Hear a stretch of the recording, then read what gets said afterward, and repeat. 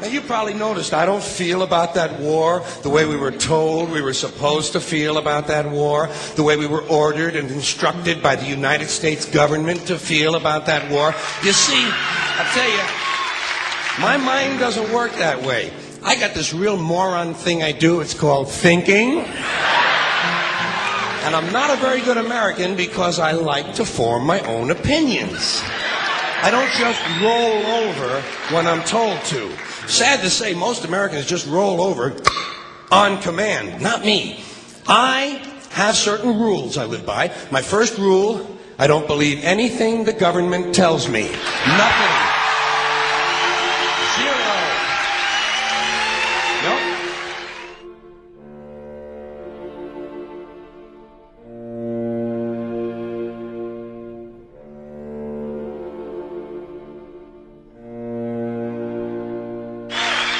And I don't take very seriously the media or the press in this country, who in the case of the Persian Gulf War were nothing more than unpaid employees of the Department of Defense, and who most of the time function as kind of an unofficial public relations agency for the United States government.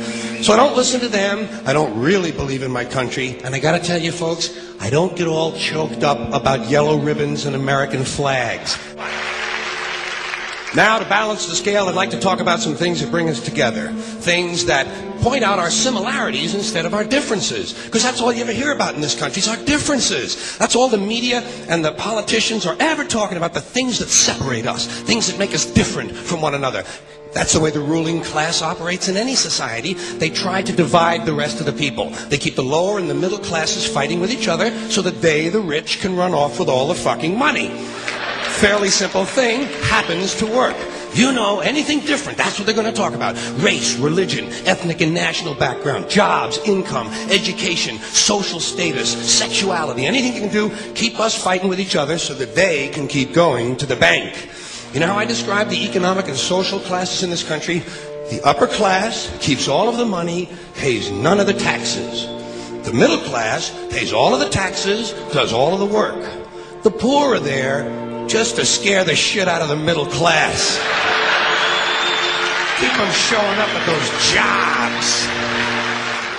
Politicians know that word. They use it on you. Politicians have traditionally hidden behind three things: the flag, the Bible, and children. No child left behind. No child left behind. Oh, really? Well, it wasn't long ago you were talking about giving kids a head start. Head start, left behind. Someone's losing fucking ground here. But there's a reason. There's a reason. There's a reason for this. There's a reason education sucks, and it's the same reason that it will never, ever, ever be fixed. It's never going to get any better. Don't look for it. Be happy with what you got. Because the owners of this country don't want that. I'm talking about the real owners now. The big, the wealthy, the real owners, the big wealthy business interests that control things and make all the important decisions. Forget the politicians. They're irrelevant. The politicians are put there to give you the idea that you have freedom of choice. You don't. You have no choice. You have owners. They own you. They own everything. They own all the important land. They own and control the corporations. They've long since bought and paid for the Senate, the Congress, the state houses, the city halls. They got the judges in their back pockets, and they own all the big media news, all the big media companies. So they control just about all of the news and information you get to hear. They got you by the balls.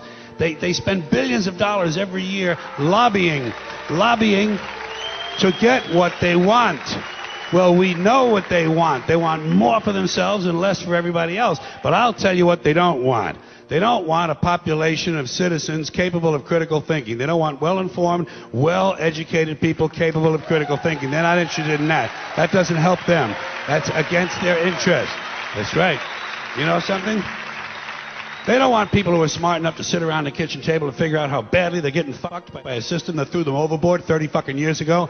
They don't want that. You know what they want? They want obedient workers. Obedient workers, people who are just smart enough to run the machines and do the paperwork, and just dumb enough to passively accept all these increasingly shittier jobs with the lower pay, the longer hours, the reduced benefits, the end of overtime, and the vanishing pension that disappears the minute you go to collect it. And now they're coming for your Social Security money. They want your fucking retirement money. They want it back, so they can give it to their criminal friends on Wall Street. And you know something? They'll get it. They'll get it all from you sooner or later, because they own this fucking place. It's a big club, and you ain't in it.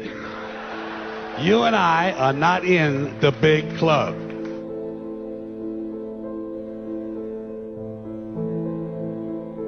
The greatest form of control is where you think you're free when you're being fundamentally manipulated and dictated to. One form of dictatorship is being in a prison cell and you can see the bars and touch them. The other one is sitting in a prison cell but you can't see the bar, you think you're free. What the human race is suffering from is mass hypnosis. We are being hypnotized by people like this. Newsreaders, politicians, teachers, lecturers. We are in a country and in a world that is being run by unbelievably sick people. The chasm between what we're told is going on and what is really going on is absolutely enormous. The greatest hypnotist on planet Earth is a oblong box in the corner of the room. It is constantly telling us what to believe is real. Historically, the control and manipulation of political opinion has been the Freemasons' main weapon in gaining control of countries and states. Once in control of the rulers and politicians of a country, laws and political structures could be changed in accordance with their agenda. However, since restricting the body does not necessarily mean restricting the mind, the Freemason recognizes that their plan for a global government hinges completely on subduing the masses to their agenda, and thus eliminating opposition to their cause. And the greatest threat to their plan, posing more danger than any army or law, is the threat of a free-thinking mind. In order to eliminate this threat and to achieve their objective, the Masons have set about the boldest plan ever devised: the complete control of every aspect of human life, your life. And the weapons they are using against you are in your very homes, entertaining you and your children, and gradually indoctrinating you without you even realizing.